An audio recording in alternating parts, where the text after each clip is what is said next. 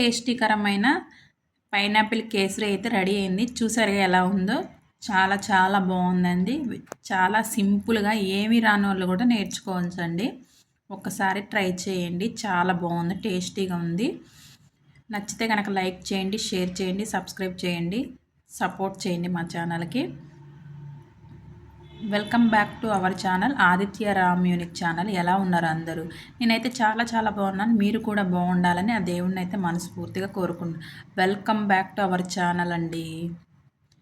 ఈరోజు special recipe ఏంటంటే pineapple kesari. Kesari రాని వాళ్ళు కూడా రవ్వ కేసరి అనేది ఈ పైనాపిల్ కేసరి అయితే తయారు చేసుకోవచ్చండి.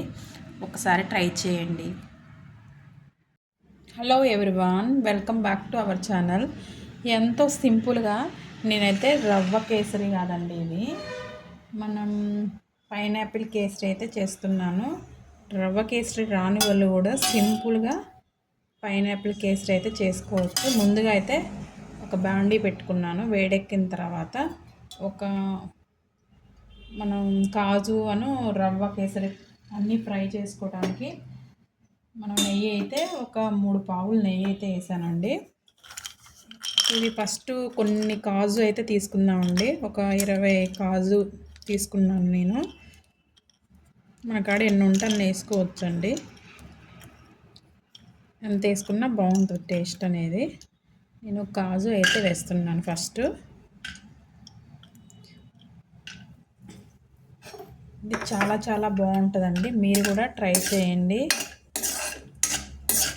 పైనాపిల్ కేసరి ఒకసారి ట్రై చేయండి.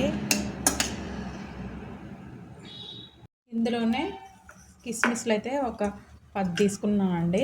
ఇవి కూడా ఫ్రై చేసుకుందాం. అసలు వంట రాని వాళ్ళు కూడా ట్రై చేయొచ్చండి. తప్పక ట్రై చేయండి నచ్చితే కనుక. ఇవి అన్నీ మంచి ఫ్రై అయిన తర్వాత తీసేసి పైనాపిల్ అనేది ఫ్రై చేసుకుందామండి.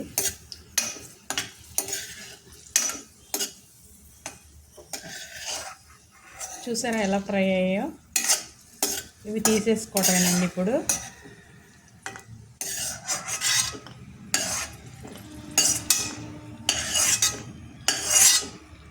ఇప్పుడు మనం పైనాపిల్ ముక్కలు అయితే నేను ఒక కప్పుడు అయితే తీసుకుంటున్నానండి. అవి కూడా వేయించుకున్నాం, ఆయిల్లో నెయ్యిలో వేయించుకున్నాం.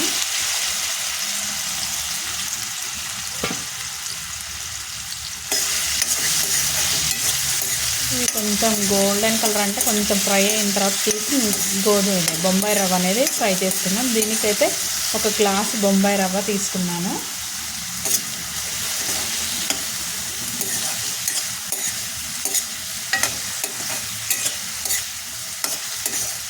ఇందులో కొంచెం కొంచెం చేదుగా అనేది ఉంటుంది.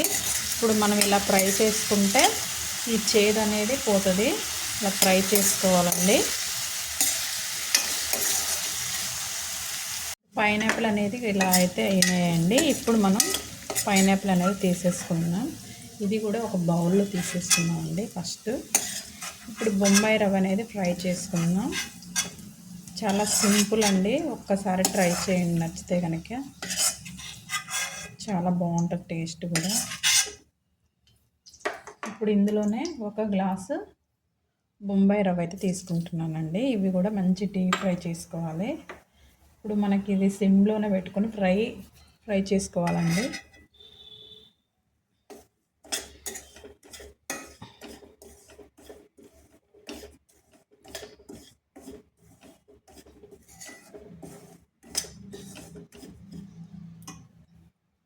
ఇందులో కొంచెం నెయ్యి అయితే వేసుకున్నామండి.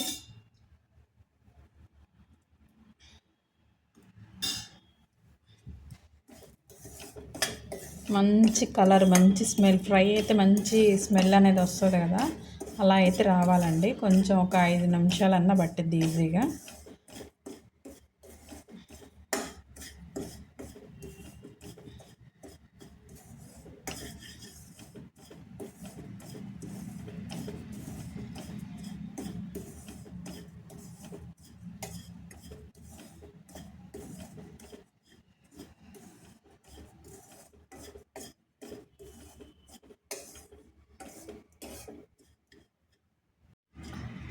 ఈ రవ్వ అనేది మంచి కలర్ అయితే వచ్చిందండి.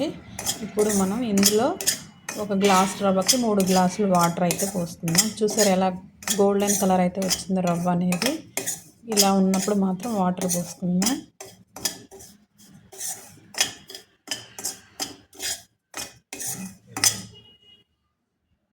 రవ్వ అనేది మంచి ఫ్రై అయితే అయిందండి. ఇందులో 3 గ్లాసులు వాటర్ అయితే పోసుకుందాం.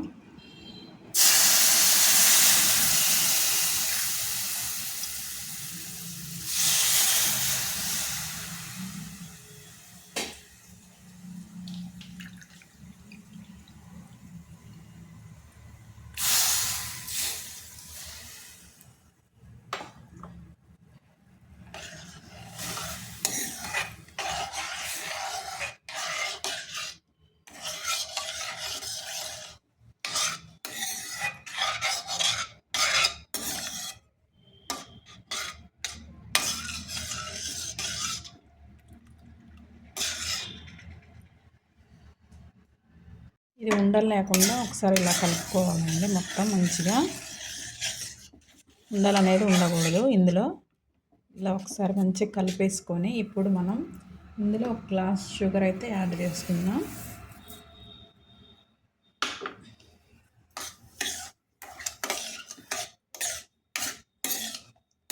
ఇలా వేసి కలుపుకున్న తర్వాత ఇందులో పైనాపిల్ ముక్కలు ఉన్నాయి కదా, అవి కూడా వేసుకున్నామండి.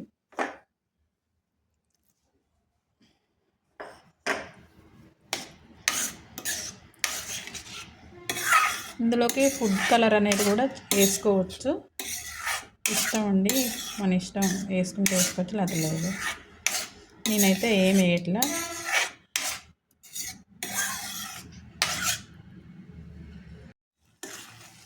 ఇది కేసరి అనేది మంచిగా ఉడికిందండి రవ్వ. ఇప్పుడు మనం ఆఫ్ చేసుకోవాలి. చూసారా ఎంత బాగా వచ్చిందో. ఇంకా ఆఫ్ చేసుకోవటమేనండి. ఇప్పుడు మనం ఇందులో డ్రై ఫ్రూట్స్ ఉన్నాయి కదా వేయించిని, అవి కూడా వేసుకుందామండి.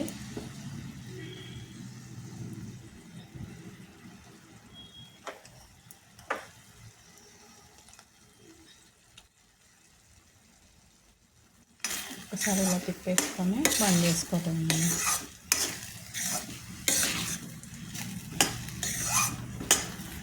అంతేనండి, ఎంతో సింపుల్గా అయితే రెడీ అయింది కదా.